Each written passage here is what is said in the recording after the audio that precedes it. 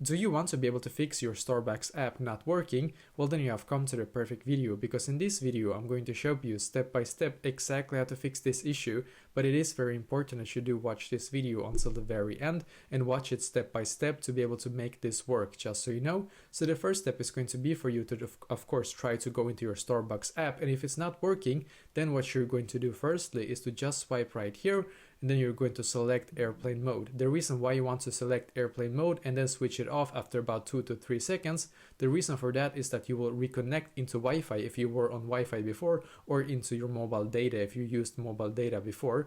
Then what will happen is that it will establish a new and better connection again, and then you can try and see if that actually solves this issue. If it still doesn't work, well, then we can actually know that it's probably not Wi-Fi related. If it is Wi-Fi related, then you will have to wait until you get better connection on your mobile data or on your Wi-Fi. But if it's not, if that is not the reason, well, then what you can also do is to go either into your App Store if you have an iPhone, or Google Play Store if you have an Android. Then we're going to search for Starbucks in here. Search for Starbucks.